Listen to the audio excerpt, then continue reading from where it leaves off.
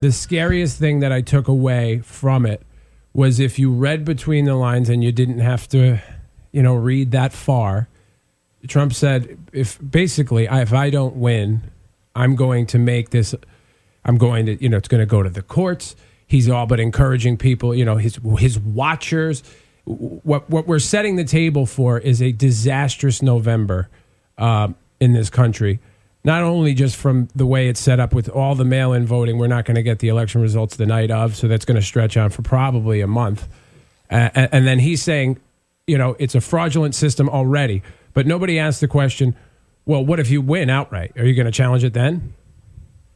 Yeah, I mean, I think that, you only have to go back to 2000 and know that, we've been in court before, right up through Thanksgiving.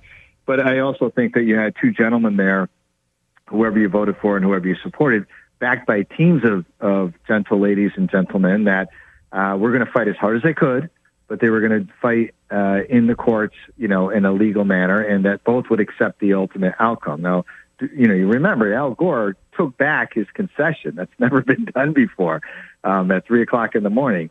But I think, he probably had a rational reason to do that, in that Florida was a lot closer than people realized. So I think that just saying before you even cast a ballot that, listen, we're going to court, that I think is over the top. And it does. I was thinking about this morning. I know we were going to talk about this today. I had no idea, but I was thinking about this morning. I was thinking, the presidency is such a powerful seat that when you say something, there's a large percentage of people, no matter what you say, that believe you 100% without any verification. So that gives the president a special duty to be truthful, to be transparent, and to go out there and say, I trust and believe in the system, i.e., I will accept the results of the election, no matter what happens, win, lose, or draw. Yeah, well, that's what I mean. We are already in the election process. It's begun. He's undermining the process. Exactly. Right. And this is no time. This is no time to question the process. It's no time to re-examine it. It's no time to alter it. That has to be done far away from the election process, or we're all in deep trouble. That's all. That's my only point about that.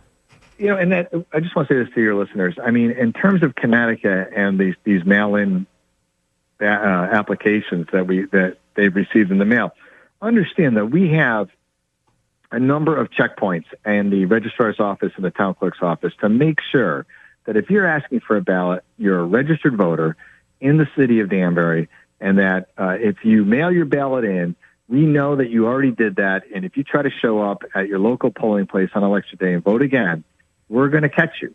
And if we feel that this is a pattern of conduct by a person or groups of people, we will forward you to the state's attorney's office for prosecution. It's a felony and 5 years in prison and a federal crime as well. So you can feel very confident that here in Danbury, our system is designed to dispel that kind of cheating or manipulation of ballots. It doesn't happen.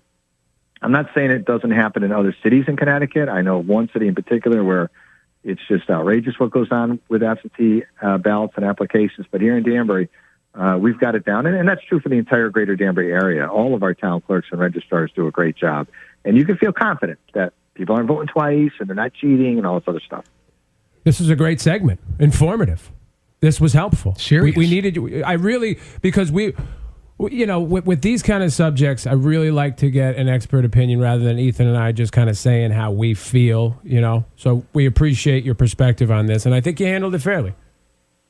Yeah, and look, there are places in the country where people, there aren't as tight controls on ballots and things like that. And people, a lot of times you're dealing with volunteers, you're dealing with people that are temporary workers that aren't trained properly, and things happen, right? But I think locally, across Western Connecticut, I'm always confident in the results when they come out, win, lose, or draw. And look, I've won and lost. I like winning a lot more than losing, but in the times that I've lost, I've never said, hey, I got to question the system or this went on or that went on. Now, it doesn't mean sometimes shaky things don't happen, but generally speaking, I have full faith, trust, and confidence in what we do here.